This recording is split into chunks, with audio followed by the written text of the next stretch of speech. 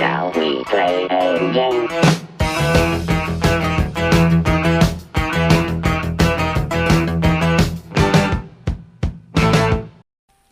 Jake, do you really need both hands? You're kind of a wussy. Oh, maybe we can, no.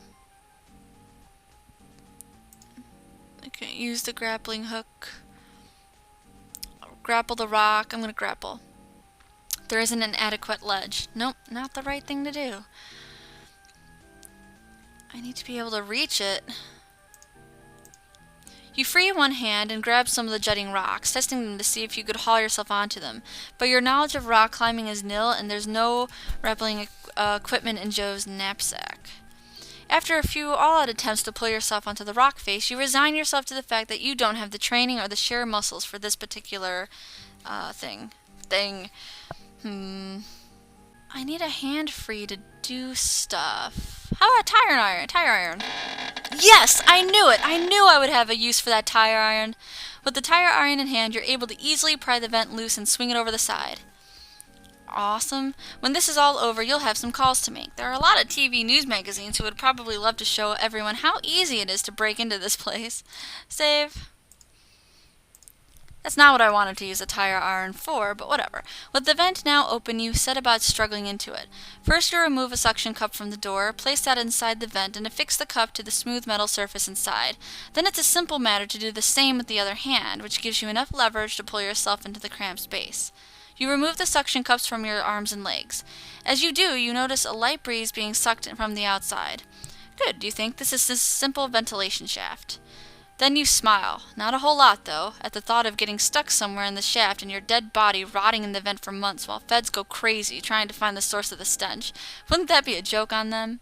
The faint light that enters behind you is sufficient to get you past a turn to the left and a twist to the right. After that, you find yourself in total darkness. You put a hand to your face to see if you're wearing a headless box, but you're not. No, we had to give that back, remember? We do, however, have goggles. And they are night vision goggles. You pull the goggles onto your head and flip the small power switch on the side. After a moment, the world pops into view in various shades of green and gray. It's like being inside a gigantic Nintendo Game Boy. Save. Now, I hope this isn't a maze. Let's just go this way. This is the only way we can go. We can go up. We can go this way. Something tells me this is all going to be... Oh, I hear something. I hear... Oh, a fan.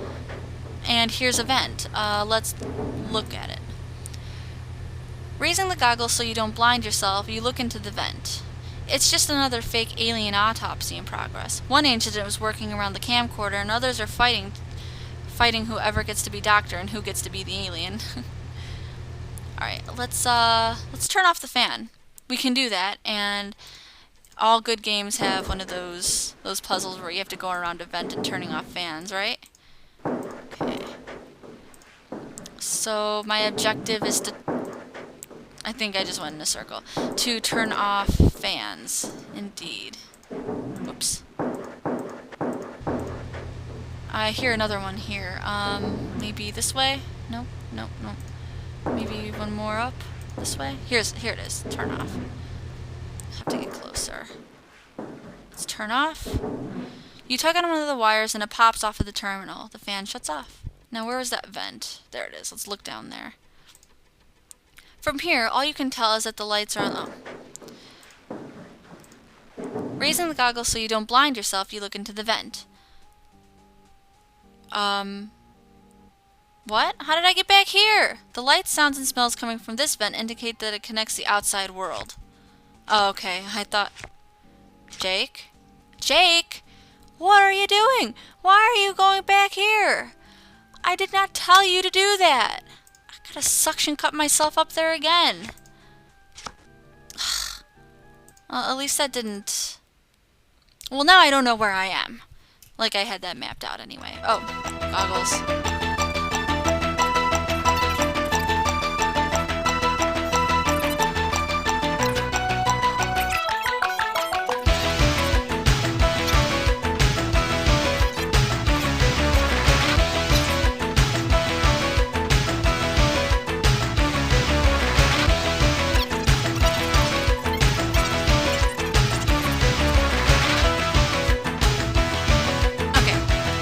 So guys, I just figured out something very, very important here.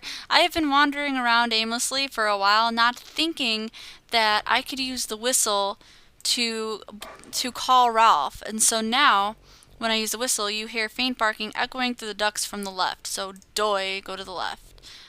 Blow whistle, coming from the ducts ahead. Look at... Oops. Yep, and I already messed up. Well, at least we're on the right track here. So I'm gonna go back to fast forwarding this, but I will get there. I promise I will get there.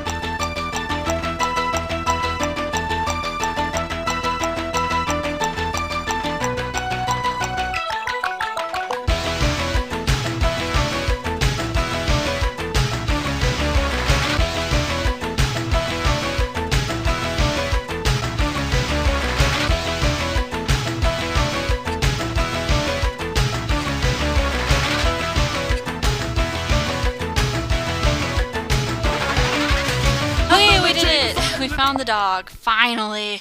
Hot dog, that's Ralph Von Wawa right there, and he seems to be in one place. By the look and the smell of the dingy, dirty little cell they've got him in, they've been grilling him for hours, in both senses of the word. Ralph is painting and his fur is matted, or panting. Yes, Ralph is painting because dogs can paint. Ralph is panting and his fur is matted. You think you see him flick his eyes up towards you. This is Ralph here, the rin-tin-tinish looking dog. Sitting across from him is a tired-looking sergeant in shirt sleeves. He speaks to Ralph in quietly threatening tones, but it also rises shrilly from time to time, as if the sergeant's patience is about at an end. On the other side of the partition, a researcher and a military person watch. Trying to tune out the abusive bluster of Ralph's interrogator, you're able to catch a few snatches of other conversation. They're discussing the... God. I'm sorry, guys. My tongue is still cut. In my own defense for not reasoning, I freaking cut my tongue, so give me a break. They're discussing the course of exploratory procedures that will help them determine how Ralph is able to speak. They both seem impatient to move beyond the interrogation phase. As the scientist points out, anything Ralph tells them is completely suspect anyway.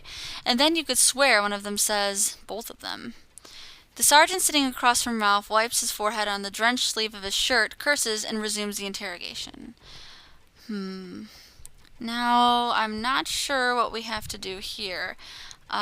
Too bad I'm not in the future. We could just get a stink bomb and and clear them all out. Let's see. I can't remove the grill yet. Let me look at... I don't think so. What? Because he chose a German Shepherd? Dummkopf. Dummkopf is dumbhead in German. We can pet Ralph. You stroke the top of Ralph's head. He looks up at you and smiles, or so you'd like to think to believe. The sergeant asks Ralph if Malian performed the surgery on any other album. So, can I open the grill yet? I mean, they're still in there. I don't know if I can actually open it. He didn't perform. Stop it. Okay. Let's see. What can I have? I think I have to keep going and turn off all the fans. So let me see if I can find the rest of the fans. I know I can get back to the vent. Bless me. Aha.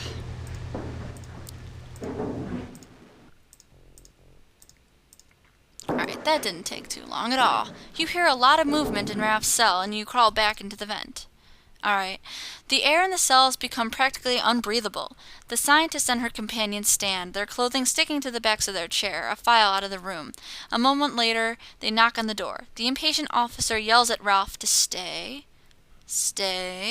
and he walks out and closes the door behind him. Okay.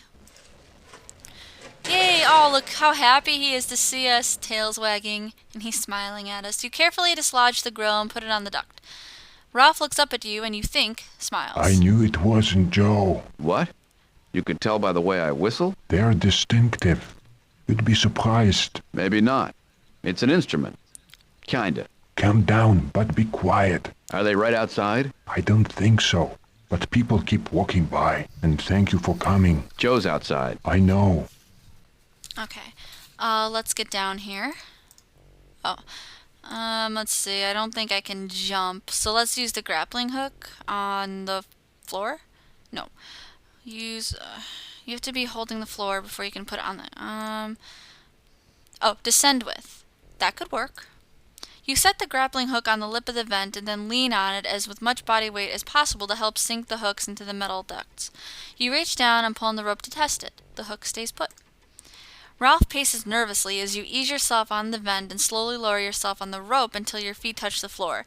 You turn around and whip the rope until the hook dislodges. You deftly catch it, wrap the rope around your arm, and turn to Ralph.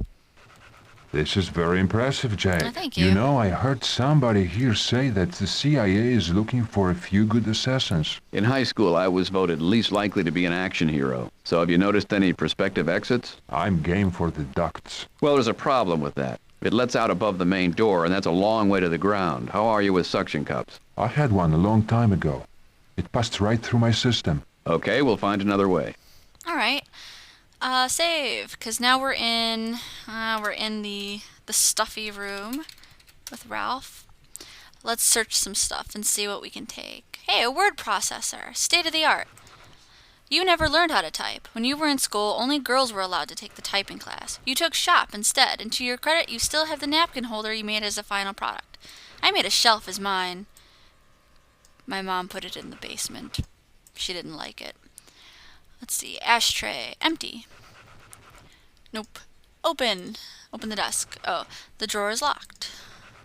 Read. You skim the report. It details ongoing experiments involving a dog, almost certainly Tina, and outlines several proposed procedures. Some of the diagrams and drawings are greatly disturbing. You close the report and toss it back on the table, feigning indifference so that Ralph will be less likely to want to look on his own. Tina is Ralph's dog wife, her fiance or girlfriend or something. Let's take this cap. Aha. You hold the garment up to yourself, evaluating it for size and style. The color is all wrong, and the cut just isn't you, but you gotta love those prices. So now we have a uniform. Let's search it. You look through the pockets of the uniform. You find a small key, a folded subpoena, a wad of cash rolled into a cylinder, a fortune cookie-sized slip of paper with the word phonics on it, and a crack pipe. After weighing the pros and cons of taking this stuff, you finally decide that it's safest to just take the key. So now we have a key. There's trash. You take the crumpled piece of paper and open it up. It contains an unfinished draft of something that reads like a release form. At first, they wanted me to sign a release giving them ownership of me. Then I pointed out to them that if they had me sign it, it would be an acknowledgement of my ability to think and reason for myself. And thus they couldn't own you. Right. So what happened? I think they've decided they don't need my permission. Okay. I don't think there's actually anything... Oh, it's me. It's a two-way mirror. Oh, cute. Everything's typed backwards. With these clothes and that haircut, you feel like a stranger in a strange land. Okay. So I guess I can just leave because am I wearing it? Oh, I'm not wearing it. That would be smart. Deciding to see how the other half lives, you slip on the uniform and the sergeant's cap. Thanks to the Army's one-size-fits-all tailoring, it's not too horrendous, although it makes you look a little full in the back, so to speak. Do I look fat in this? Now let's just go out. Whoops, I accidentally looked at it. This is a door handle. At the time this installation was built, the kind of door handle was considered a sleek, modern alternative to traditional doorknobs. Turn. The handle swings down effortlessly, but the door is still locked. Door is locked. How about I use my pocket knife on the lock? You pull every item you can find from the jackknife, but none of them is a I told Joe to lockpick. get the next model up. It was only another $20. And it came with a lockpick and a cattle prod. I'd settle for either one of those. Let's see, we can pet him. We can talk to him. Am I glad to see you. What did you do, Ralph? I guess I shouldn't have gone on Nightline. I told you not to go on Nightline. I told you people would see you. So you told me, I admit it. I should have gone on the new Bill Cosby show instead.